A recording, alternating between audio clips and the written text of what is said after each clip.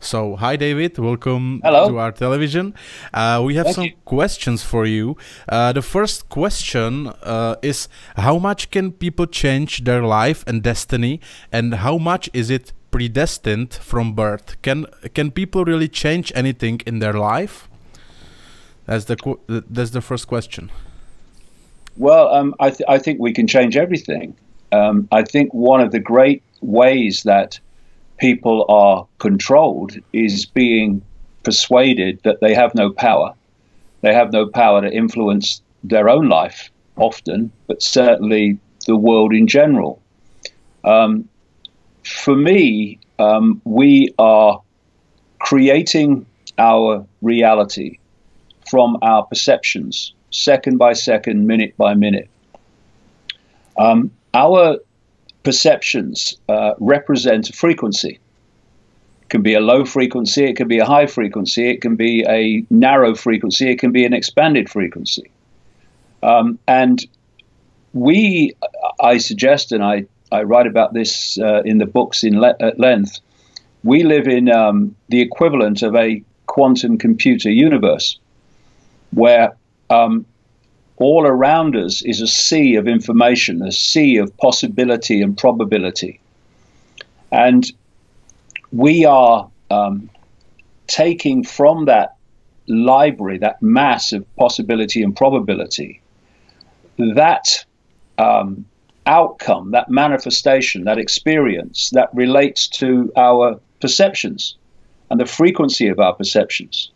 So if you, for instance, have a self-perception that you are powerless, that you have no power, that you have no potential, that you are at the mercy of events, then your sense of the possible is very, very narrow. And so you will interact with the fields of possibility and probability within that narrow band. And you will then bring that into manifestation in your life as what we call experience. And that experience will mirror your perception. So you will live a life which is limited, in which you seem to be a victim of circumstance, a victim of other people. And that will then confirm to you the original perception that you have no power and that you're at the mercy of events. So it becomes a feedback loop.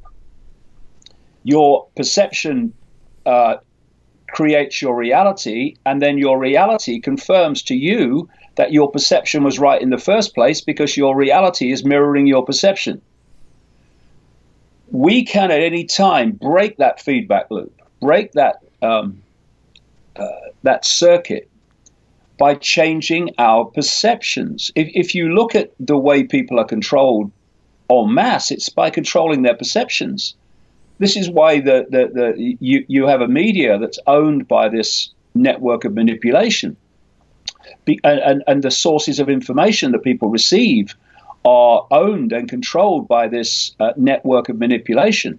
It's because if you control information that people receive, you control their perceptions, because people come to their perceptions from the information they receive. And we can break this cycle anytime we want by changing our perception. Very simple example. Someone who has a perception that the glass is always half empty will have a very different life experience to someone who believes it's always half full. You can take a football example. You have two football teams playing. One is playing terribly, and they're 2-0 down. They can't kick the ball in the right direction to save their lives. And then somehow, through apparently a lucky break, they score a goal. Against everything, all the run of play, they score a goal. What invariably happens then? The team that was shocking and losing 2-0 and was going nowhere suddenly starts to come into the game. They start to play better. They start to show confidence, more confidence in the game, and the game can transform.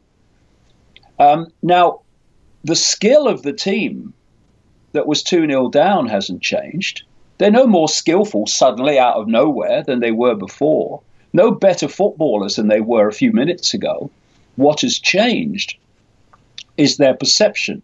And what has changed that perception is just getting that lucky goal. It's changed their attitude. It's changed the way they look at the game and themselves. Hey, hold on a minute. We've got a chance here. And you see this in life all the time, where people's perceptions of self, their own sense of possibility, their own potential, is mirrored in the lives that they live. So the key is perceptions. The manipulating networks want control of our perceptions. We need to take that control back, because everything changes then. Okay, thank you. The second question, do you have a vision? When will the world change? I just translated the questions how they were written. So when will the world change? I think for the better, they think. If you know when, or... Well, I don't think we're looking at anything that's going to happen like that in an instant. The world is changing. Yeah. The world is changing in front of our eyes. You see, I've been doing the work that I do now for nearly 30 years, writing the books, doing the talks, doing the research all over the world. And when I started out, no one wanted to listen. I lived my life to the sound of laughter and ridicule and dismissal. And then as the years have gone on and gone on and gone on, I've seen this vast transformation in the number of people who are now looking at the world through different eyes, from a different angle, and they're starting to question things that they never would have questioned before.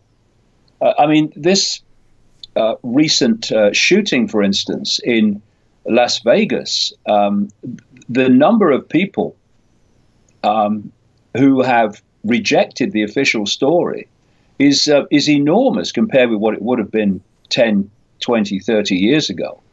People are questioning events, and they're questioning reality more than they ever have before. And it's an ongoing process. And what I'm seeing around the world now is not just the number of people increasing, but the kind of people. The people who were system people, who you thought would never question anything. They just take the system's version of everything and repeat it, and accept it as reality. Well, more and more of those people are not doing that anymore. So the world is changing. It's dramatically changing compared with where my compass, which is what it was like 30 years ago and 20 years ago. We are seeing an awakening, but I think a lot of people have this vision of suddenly some cloud coming down, and suddenly people awaken and it's all over. This is not what is happening. This is a process. I wrote a book in the first book I wrote on these subjects in 1990 called Truth Vibrations. And I called it Truth Vibrations because I was told through several psychics in those days, in 1990, that there was a vibrational change coming that was going to wake people up from their slumber. And it was going to have two main impacts. One, people were going to awaken from the sleep, and that the people most awake would be affected first, and then eventually the people really asleep at that time would start to be affected. And the other impact I was told it would have is that all that had been hidden from us was going to be brought to the surface where it can be seen. And at that time in 1990, there seemed to be there was no evidence of that whatsoever. But as these decades have unfolded, I've seen it happen. more and more people, like I say, are looking at the world differently, looking at themselves differently, questioning reality, questioning events.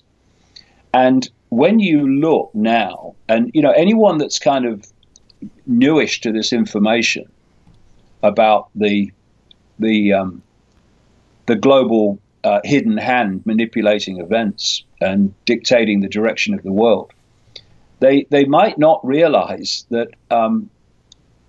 30 years ago, this information was not circulating anything like it is now, not even fractionally. There was just a few of us. We never had the internet. You were communicating information in books, self-published books. You were doing it through printed leaflets. There wasn't the internet that we have today, anything like the scale that we have now. So there has been a tremendous a change in the way, the numbers of people who are seeing this. And we shouldn't underestimate how far we've come.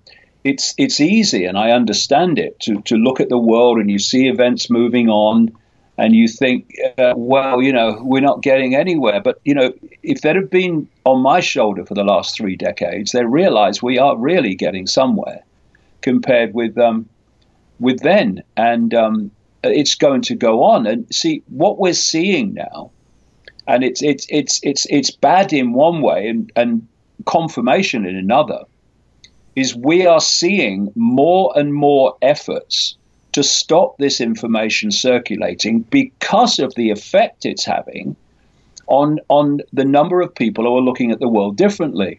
So now you have, for instance, Google, YouTube, owned by Google, Facebook, and these internet giants that all in the end are controlled by the same people, that are now openly telling you that they're using algorithms to suppress information that challenges the official story of everything.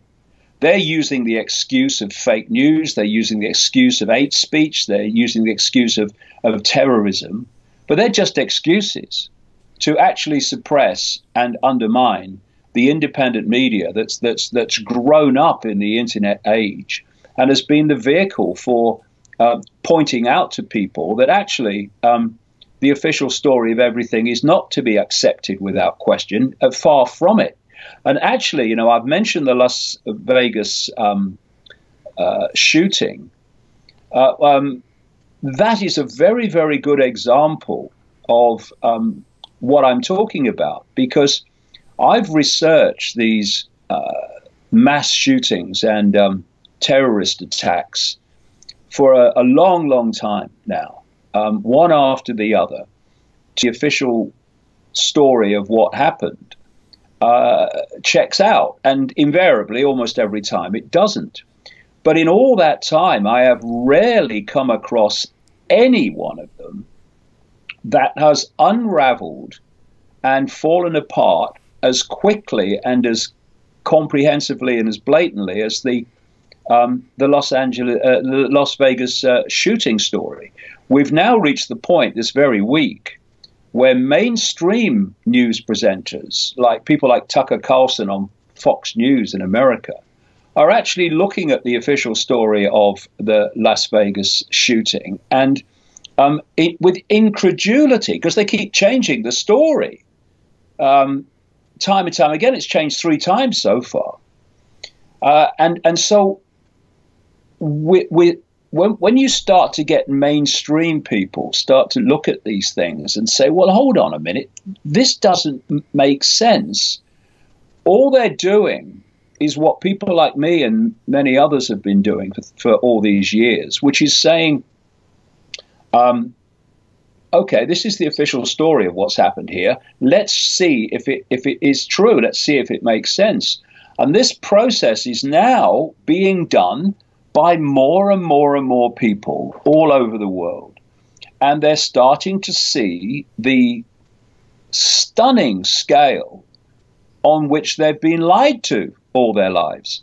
So this is the way the awakening is moving and expanding. And it's never as as big as we'd like it to be, but it is massive now compared with what it was when I started out. Okay, thank you. There's another question. It's how is it possible to stop the Islamization of the United Kingdom, France, etc., or it's too late as so many people in these countries are brainwashed? This is the question from our viewer from UK. So about that topic. Well, this is a massive question with enormous numbers of dots to connect. And I've got a new book coming out in the middle of this coming November, next month, called Everything You Need to Know But Have Never Been Told, in which I do go into this subject and many others at length and in considerable detail. What is happening is the hidden hand wants to, I mean, it goes deeper than this. It's to do with racial types that they want to suppress and many other things. But on the simplest level, it's to create a divide and rule by bringing in large numbers of people from other cultures and causing conflict by the sheer numbers with the indigenous population. Because when there's a few of you and you want to control the many, you have to set the many at war with themselves. You know, this is not about suppressing the white race and not suppressing the Muslim faith. This is about suppressing everybody. But to bring that about, they need the target population in all its various racial and religious forms to be at war with each other. Because as long as that's going on, people are so focused on fighting each other, they don't realize that they're all being controlled by the same force. And the same force sits there in the shadows laughing its head off.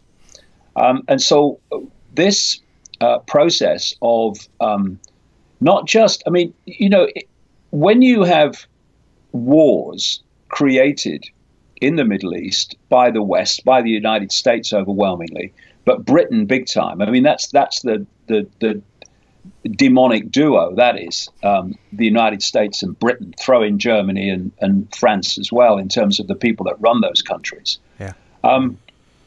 Then when people are made homeless and become refugees because of those wars of conquest by the Western powers, then of course we should be helping those people as best we can. Where necessary, we should be taking those refugees in because it's the main thing to do. However, this is the cover story for what's really happening. When you look at the numbers of migrants coming in from the Middle East and Africa and elsewhere, they are not, overwhelmingly they are not, refugees fleeing war who deserve help. They are overwhelmingly adult young men who are coming in as economic migrants, not fleeing war. And this, of course, when you introduce large numbers of young adult men into from one culture into another, you're going to have problems. And that's what we've seen in Germany, even more so in places like Sweden. And Sweden's a good example in the sense that I went to that country several times, many, many years ago. And I went back there in the spring, summer of this year. And Sweden is not the same country. It's nothing like the same country as it was because of all the problems and pressures and upheavals that have been caused by, in Sweden's case, absolutely massive unchecked immigration of other cultures. And if you look at what's happening in Sweden, where there are no-go areas increasing all the time for the police, there are no-go areas for the general population. You don't go there because it's too dangerous. Then you are seeing in Sweden the very fault lines of divide and rule and conflict that this is really all about. And when you look at so many of these areas of upheaval, including this one, if you chart it back, you invariably end up with the same name, George Soros. George Soros is a multi-billionaire Rothschild frontman who uses the money that the hidden hand ensures that he gets in massive amounts to fund this manipulation. And so you have his network of foundations called the Open Society Foundations and other connected organizations, which are provably working to open the doors of Europe to as many migrants from other cultures as possible, not on the basis of need, but on the basis of what this agenda wants to happen. And George Soros, this very week, it's been announced, has just transferred $18 billion to this Open Society global network. So you can see that that's not, being done out of, the goodness of his heart. It's being done to systematically increase massively the funding of this network of manipulation, which is absolutely at the heart, the center of this open door policy into Europe. And people like Viktor Orban in Hungary, where, of course, Soros comes from, is openly and rightly now saying that this is what Soros is doing. And he is. And so often, people focus on the politicians who are officially introducing policies and changes. But it's the wrong focus. The politicians are just the puppets. It's people like Soros we should be focusing on, because that's where it's coming from, and the people that control him. And this whole migrant crisis has not happened naturally. It's not happened organically. It's happened by design. And it's been planned a very, very, very long time. I quote a man in my last book, Phantom Self, called Dr. Richard Day. Dr. Richard Day was a Rockefeller family insider. He was an executive of a Rockefeller organization called Planned Parenthood, which started out in the eugenics movement. He knew what the agenda was, and no one knows why. But in 1969, he addressed a meeting of pediatricians in Pittsburgh, Pennsylvania.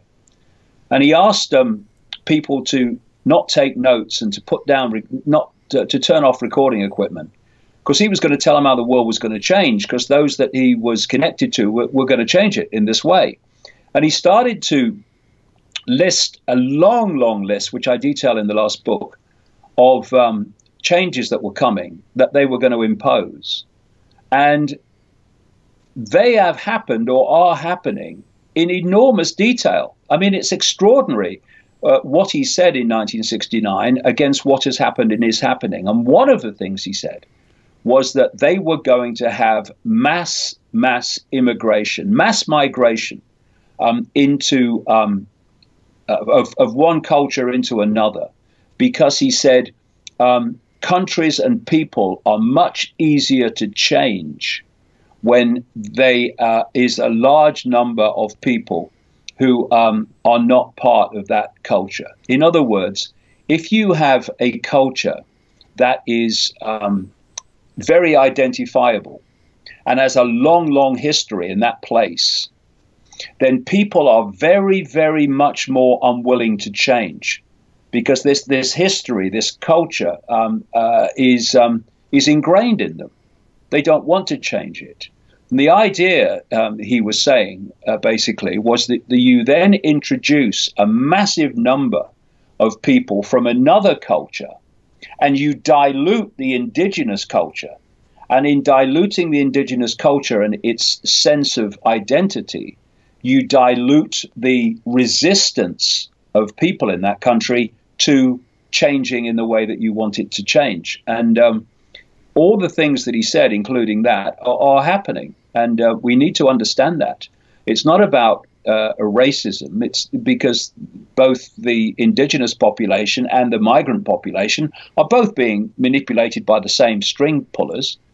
It's about seeing things for what they are and why they're really happening. Because otherwise, as the questioner mentioned, if people don't realize why it's happening, they don't challenge the fact that it is happening. Mm-hmm. Okay, thank you. The next question is, do you think it's possible for Czech Republic to get the Czechsit like yours, Brexit? And do you see, and if you see the Brexit as a good step for your country or good solution to some problems? Well, I think Brexit is a wonderful thing to have happened. It shocked the establishment in this country. They had no idea that the referendum vote was going to go that way, because they don't listen to people. And the people they've ignored year after year, decade after decade, came back to bite them in the referendum. The political classes in Britain, from left across to right, they all thought that if they frightened the public into believing that the world would end if we voted for Brexit, then that's all they needed to do, because, you know, the great unwashed will just do what we say. Well, the great unwashed did not, and it shocked them. And what we're seeing now is, both in Britain and in Brussels, a concerted campaign to stop Brexit happening. We're having various official organizations, all connected and controlled by the same network, coming out and saying it's going to be terrible, it's going to be catastrophe, and all, you know, you don't have to leave. We can have another referendum and vote to stay in, which is what, of course, they've done before when countries have voted in referendums in ways that the bureaucratic hierarchy in Brussels didn't want. They just had another referendum and got the result they wanted. So this is what's going on. And the reason there's such an attempt to stop Brexit happening is because, as I've said in the books for 30 years now, nearly, the whole plan is to centralize power in every area of our lives. Simple reason: the more you centralize power, the more power you have at the center to centralize even quicker. So that the speed of centralization gets faster and faster, is what we've seen. And the more power you get at the center, the more power you give a tiny few over the very many, which is what this is all about. This is what globalization is all about. It's what these big trade agreements are all about. And so the idea of the European Union, from the start, when it was still the common market, was to envelop and absorb the entirety of Europe and eventually what is Eastern Europe, and to centrally dictate to all those countries and communities from a bureaucratic center, with a single currency and a European central bank and total control of everything. So the idea of the European Union is to absorb more and more countries, not to let anyone go.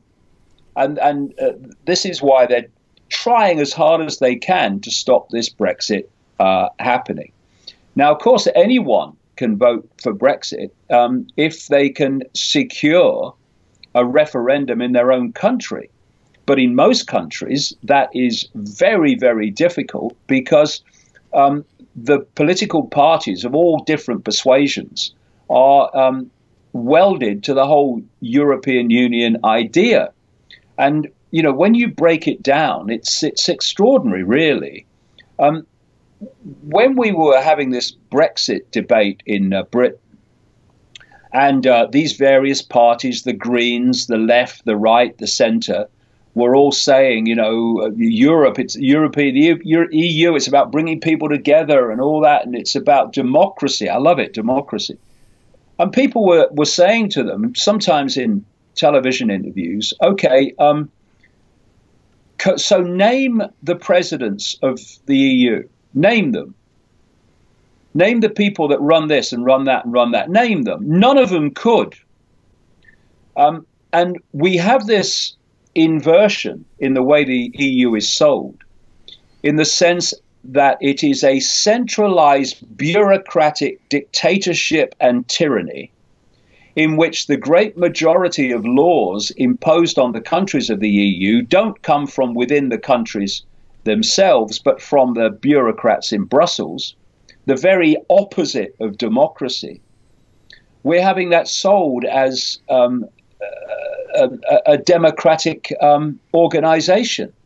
They only have a European Parliament, which has no power, basically, so that they can say, look, it's a democracy. The European Union is a democracy. Look, we have a parliament.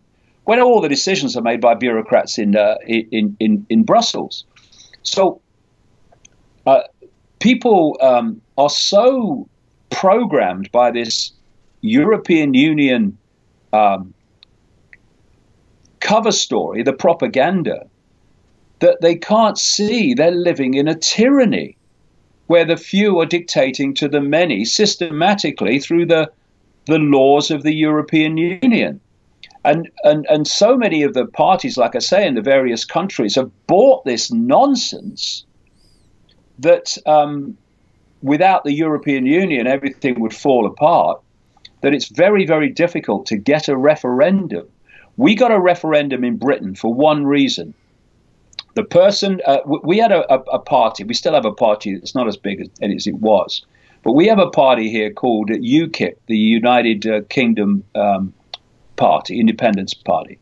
And it was created purely to get us out of the EU, basically. And it was very successful in that. And it started to get votes from the Conservative Party in the United Kingdom.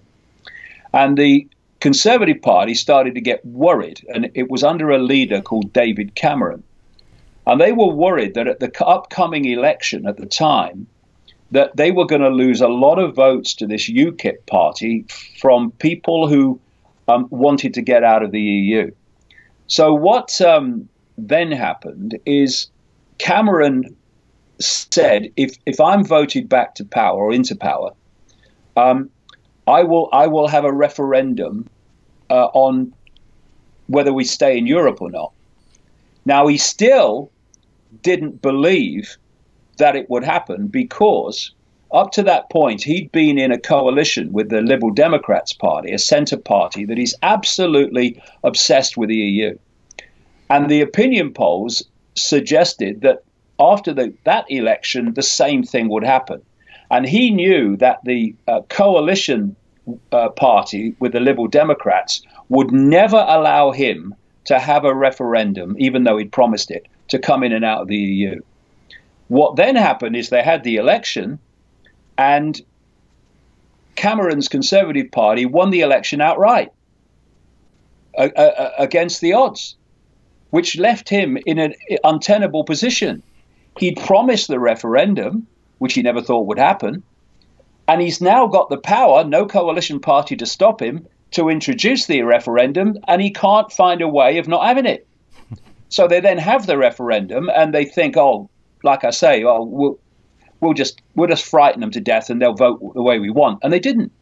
That's how we got our referendum. Not because any of the parties in Britain wanted us to have it, but it was just a sequence of events that led there. So it's very difficult to get a referendum in the countries of Europe because of this process. But if you think it's possible for other countries to leave the European Union because the United Kingdom is such strong in economics, and I think that the Britain is the voice of economics here in EU. So if you think that the small country like ours country or maybe Hungary, Slovakia, if they can really leave an European Union without any problems, if you think it's possible. Well, not without any problems, because when you get yourself so utterly tied up and controlled by a bureaucracy in Brussels, then obviously there is a process which is not easy of untangling yourself from that. But let's look at it the other way. Look at the countries that are not in the European Union. Are they any worse off, often better off, outside the European Union? Because what has happened, and I wrote about this years and years ago, and Czechoslovakia, Czech Republic, Slovakia as now, is a classic example. And I've just done a lot of talks earlier this year through the Balkans and are seeing the same thing. You've had these countries of Europe who over centuries have been under the dictatorship of the Romans, under the dictatorship of various empires, under the dictatorship of the Habsburg Empire, and then under the dictatorship of the Soviet Union. And then when the Soviet Union started to broke up, you had this period of independence where countries were ruling themselves from within their borders. After all these decades, centuries of control and dictatorship, they were making their own decisions within their own borders. Look at how short that was. Yeah. Come to 2004, and that around that period, they're going into the European Union, which is just a centralized dictatorship. They're going into NATO, which is the same on the military area. What is going on? After all these centuries, these countries got independence and then handed it away without a gun being fired to these dark suit bureaucrats in Brussels. It's extraordinary. And it's not by accident. The Soviet Union served a purpose in creating fear and conflict and division between West and East, which allowed massive stockpiling of nuclear weapons, for instance, that would never have been justified without that Cold War. But as I wrote at the time, this conspiracy to transform human society has a timeline which it's trying to stick to. And the time was reached when the plan envisaged the absorbing of the countries of Eastern Europe into NATO and into the European Union. So suddenly this guy Gorbachev turns up, one of the few Soviet leaders who didn't look like he'd just come back from a funeral, and he's smiling, and Margaret Thatcher, the great anti-communist, says, "Oh, I can do business with this man," and suddenly it breaks up. He's close to the Rockefeller family, Gorbachev. It breaks up. The wall comes down, and then you have this brief period where these countries are independent. Yes, at last. But then they hand over their independence to bureaucrats in Brussels and bureaucrats at NATO, also in Brussels, NATO. And so it's very sad, I think, And those countries could have functioned outside of the European Union. They can function outside the European Union. The difference is they were functioning outside the European Union. Now they have a whole bureaucracy to disconnect from, so that they can go back to how they were in that brief period I'm talking about. It's very, very sad. And then you look at the fact that all these different countries, and it's happening in the Balkans, they're trying to manipulate the same in places like Serbia now.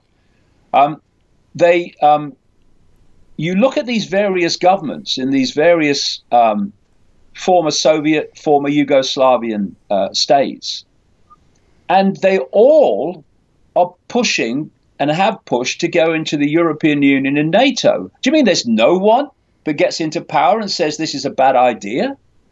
It's all coordinated. Yeah. You know, people get into power in politics because they have money and they have exposure. They have a media that is basically sympathetic to them. And if you've got that those benefits, then there's a very, very good chance that you're going to get elected to power. And those that get elected to power invariably are, whether they realize it or not, some do, some don't, serving this hidden hand and its agenda, which includes the absorption of all the countries of Eastern Europe into NATO and into the European Union. And that's what we've been seeing. Yeah, I always say that the Soviet Union was a scarecrow where the people here now are saying, I hate communists, so hooray, democracy. And now we are enslaved as the same as the West world, and we are not better. No, exactly. Funnily enough, you know, in some of my earlier books, I quoted Soviet dissidents who came out of the Soviet Union into Western Europe, who, as the European Union unfolded, they were saying, hold on a minute, this is communism. This is what we've just escaped from. And because they have this European Parliament, see, we're a democracy, they think they can hide the fact that we're looking at a communist, fascist, I mean, the same thing, really, in terms of the people and everything. A communist fascist dictatorship is emerging in Europe called democracy. It's if it wasn't so tragic, it would be hilarious, the way that people have been scammed into believing that the European Union is some way different to the Soviet Union.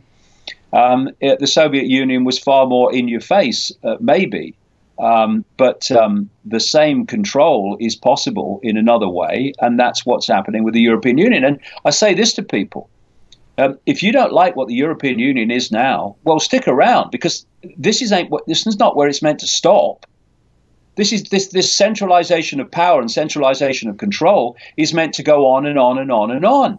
I was writing decades ago about the plan for a European army, the plan for a European police force. Now they're announcing it. This is what they want. It's all been planned all along. And where we are now is not where it's meant to be. And, you know, when I've looked at the Croatias and I've looked at these other countries who've gone into the European Union after they've seen what it was, and especially after the Euro crisis, etc. And I've said it's like going into the European Union now and then is like looking at a tower block of apartments on fire and asking when you can move in. It's crazy, man. But propaganda is very powerful. Yeah, that's true. The next question is from Czech Infowars. What's the role of President Trump? Well, I've been consistent on this all along, really. I say Trump is there because he's meant to be there, at least in the short term. Because you look at, it comes back to what I was saying earlier. You look at the way people are now questioning what they wouldn't question before, how they're becoming more and more skeptical and wary of government and what it's doing. And in the United States is a very, very large number of people who are in that state of perception, of observing the world. If you're going to tap into that and manipulate it, you need someone standing for president who's going to tell that group of people what they want to hear. This is how people get into parliament. This is how they get into power. They tell people what they want to hear during the election campaign, and then they get in and do what they were always going to do all along, which is not what the people wanted to hear. So you sit round a table and you say, what is my natural constituency? What is the area of this society that is most likely to vote for me? And you look at the diehard Republicans. Well, they're going to vote for Trump anyway, because the last thing they'll ever do is vote Democrat. What's going to tip the balance here? What's going to tip the balance is if we can get this great area of, if you like, patriotic America, conspiracy awareness people, people who are very distrustful of government, all these people. We need to get them. So what do? Trump comes out and he starts telling people what they want to hear. We're going to do this, we're going to do that, we're going to do the other. And then he gets in power and does what was going to happen all along. We had a guy who told us he was going to drain the swamp. Well, he's been swimming in it all his life, so it's very unlikely he's going to drain it. But he has the absolute nerve to castigate Hillary Clinton, who is absolutely appalling. What a choice, Trump or Clinton. He castigates Clinton for her closeness to Goldman Sachs and all this stuff. And one of his first things in power is to hand the United States Treasury and its economy, in effect, to Goldman Sachs as Treasury Secretary and as head of the Economic Council. He then tells this that one of the things that this constituency that he was targeting, or people were targeting through him, wanted to hear, is an end to the American wars of acquisition in the Middle East and around the world. No more foreign wars, no more foreign escapades using the American military. And he said that's what he wanted to do.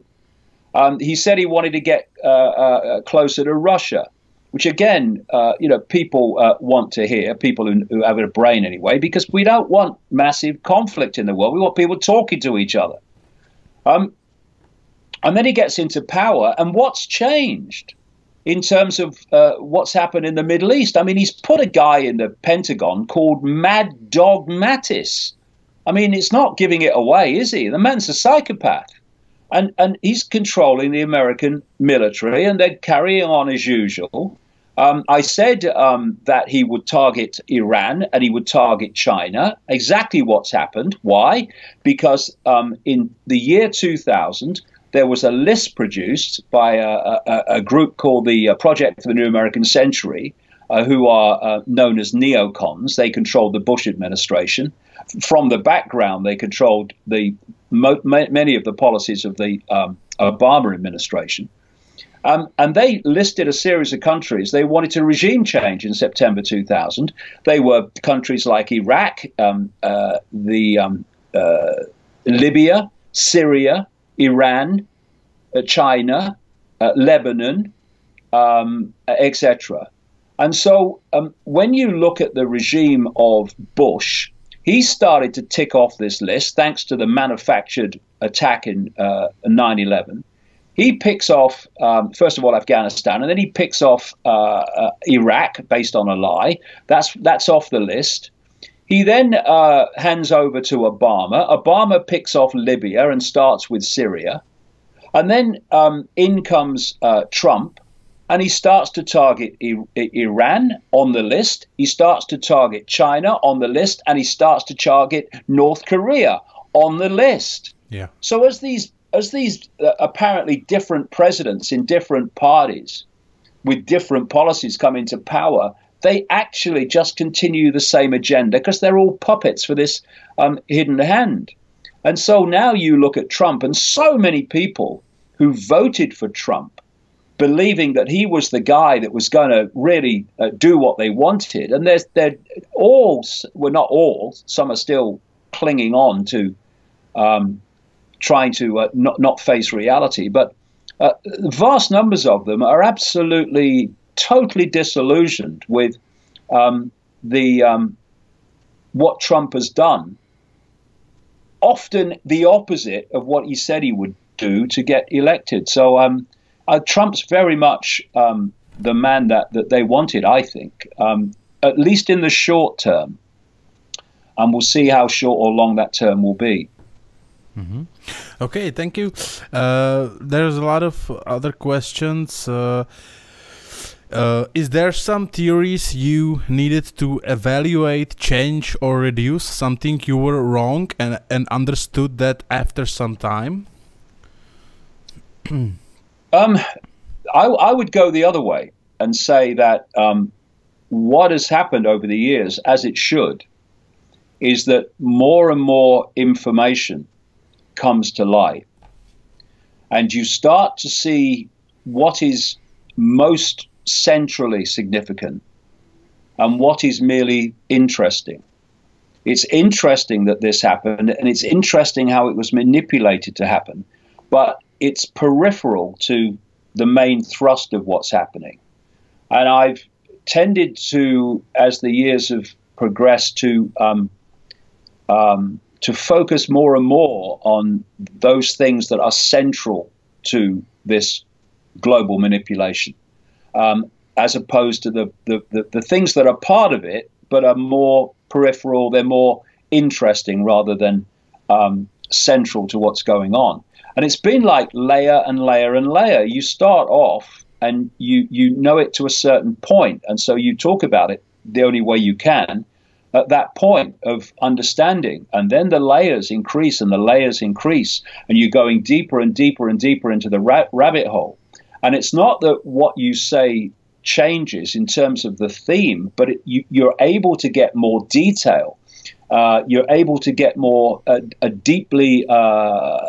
deeper understanding of the scale and depth of what is happening. That's really what's changed, rather than thinking, "Oh, this is not happening," and I thought it was. Yeah. So you get one or two of those things, but they're peripheral. On the main thrust of what's happening, it's just more and more detail that you gather, rather than putting something aside and saying, "No, it's not happening as I thought." Yeah, there's a follow-up question. Despite everything you know, is there something that really surprised you or shocked you? You know, some information that you just went, "Oh, that's impossible." Is there something that really shocked you? Well, I've never said that's impossible about something, because that's the reflex action dismissal that means so much information that we should be looking at is just thrown away. So I'll look at something and I'll see if it stands up to scrutiny. And if it does, I'll go with it. If it doesn't, I won't. But in terms of being shocked, well, I've been shocked by many things. I was shocked at the scale of child abuse by the rich and famous. I was shocked at the scale of Satanism and human sacrifice by the rich and famous and these networks. I was shocked at the scale of evil that runs Hollywood, that runs the banking system, that runs global politics, that runs the global media. Of course, you are shocked and taken aback when you realize that what we see in the hidden, or rather in the scene, in the world of the scene, is actually ultimately controlled by entities in the unseen that aren't even human. Of course, that's going to take you aback when you first come across that. But again, when I came across it way back now, I didn't dismiss it. I didn't accept it immediately either. just because someone's told me doesn't mean it's true. And you wait, you put it on the back burner, and you wait for more information, and then more information comes, and more information comes, and more information comes. And there comes a point where the information is so, there's so much of it, and it's so confirming from different people who have no idea the others exist, that you cross that line where you say, actually, this may seem fantastic, but this is happening. And that's the process that I've gone through with all these things. What I was told about the Satanism and the child abuse, I didn't just say, okay, oh yeah, this is happening.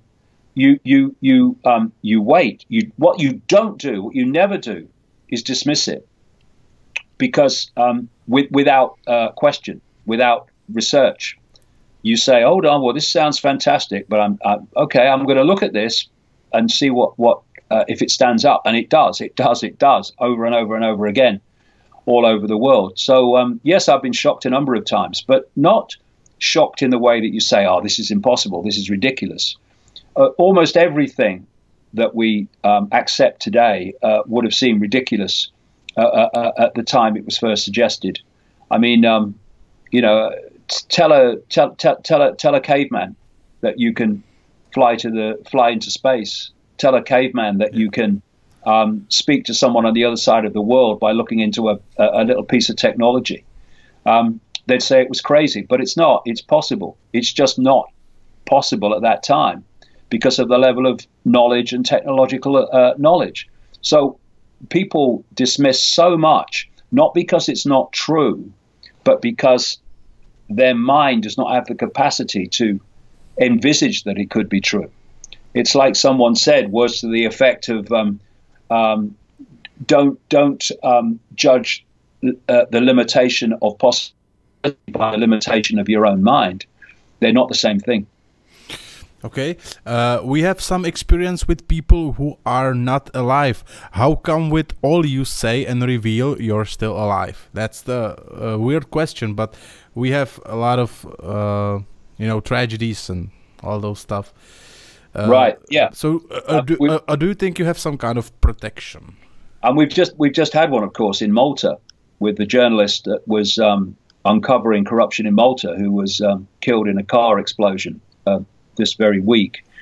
Well, it's not really a weird question. It's an understandable one, and it's one I've been asked many times. But it would take a long time to go deep into the nature of reality and how we interact with it. But you know, again, part of it comes back to perception. You know, people say, why don't you have a bodyguard? Well, if I have a bodyguard, that is an external expression of my perception that something could happen to me.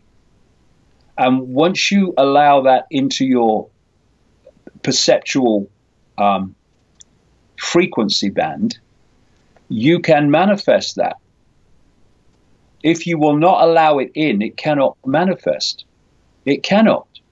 Because as I explain in the books and in the talks, and it's provable fact within mainstream science and even in quantum physics, the world that we are experiencing now, the world we call daily life, the physical world, only exists in the form that we think we're experiencing it and see it in a few centimeters at the back of the brain, which decodes visual reality.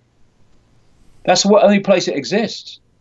There is no out there in terms of a physical world. It's in here. We're experiencing in here. You know, this is being acknowledged more and more and more in mainstream science. This is where the world exists. And so, of course, if the world exists as we experience it in a few centimeters at the back of the brain, because that's what we decode from the equivalent of a Wi-Fi field into that holographic reality, which is what it is, not really physical, then we surely have control over what is manifested there and what we experience. Yes, it is. And if we start thinking and accepting that something can happen to us, we are opening that to manifestation. Doesn't mean it will, but it means you're opening up the possibility. When I was going around America speaking to nobody in the early 1990s and mid-1990s and late 1990s, more in America, more than mid to late 1990s, I would see people speaking at these various events, and they would say, I don't know how long I'm going to be allowed to keep saying this, because they're obviously going to kill me eventually, and words to that effect.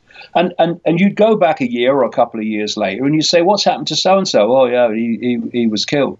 And I remember sitting at some of those conferences, hearing these people say about, I don't know how long they're going to allow me to keep saying this.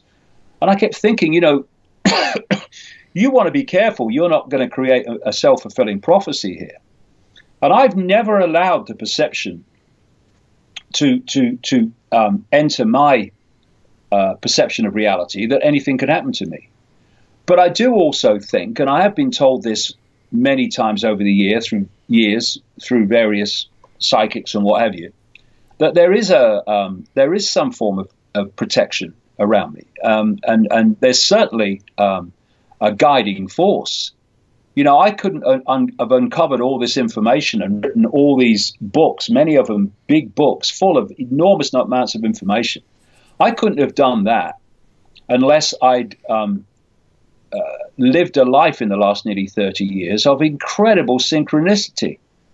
It's been like walking through a maze, and some hidden force is opening doors and closing doors, so you find your way through the maze.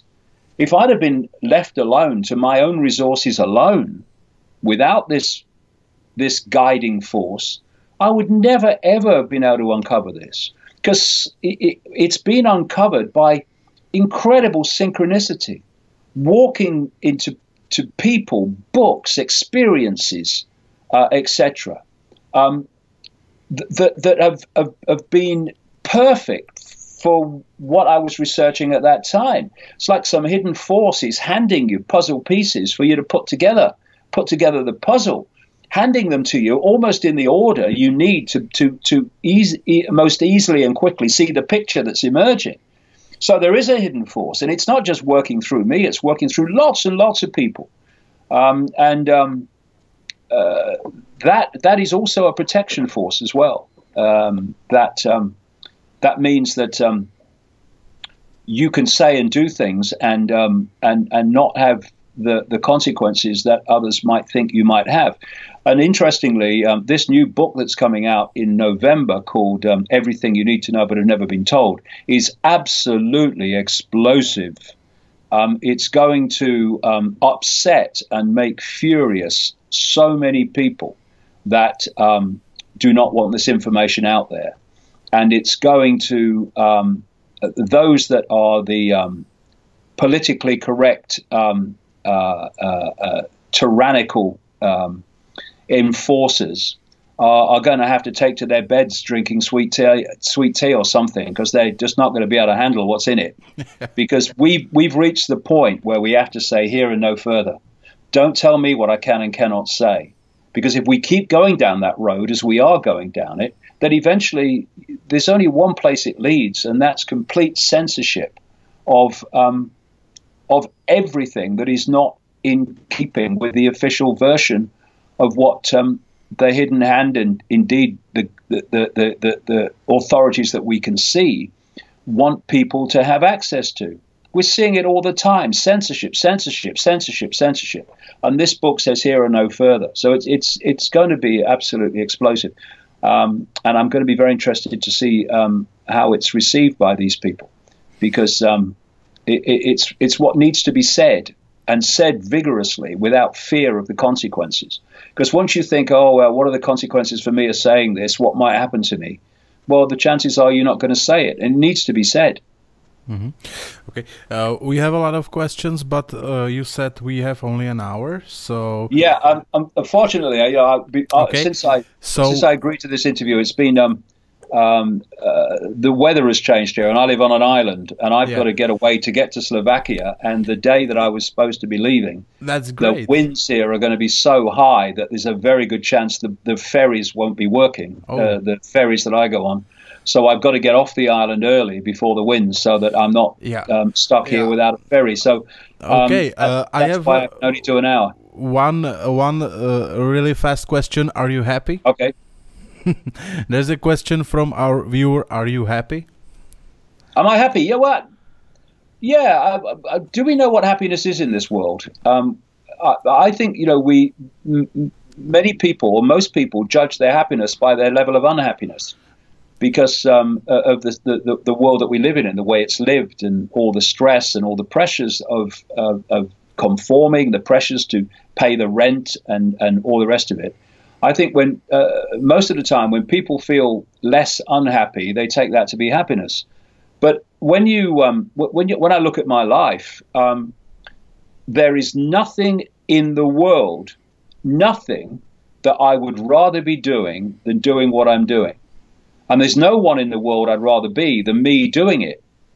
So as happiness that goes, I mean, in the world that we live in, where so many people are doing every day what they really don't want to do, but they're doing it just to survive, then I find myself in a very privileged position to be doing what I do and loving what I do and not wanting to do anything else but what I do. So in that sense, yes, I would say I am happy. But do I have downtimes? Absolutely.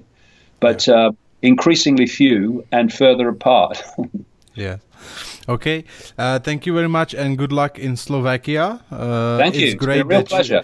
It's great that you are going to our countries, to Czech Republic and Slovakia, because people need to hear those things. So we are very grateful to you that to your job, what you're doing, and thank you very much for this interview. And I will see you maybe some other time. Okay, it's been a pleasure. I wish I could have stayed for longer, but no, it's okay. The weather has other ideas. Yeah. Thanks very much. I'll see you soon. Bye. Okay. Bye.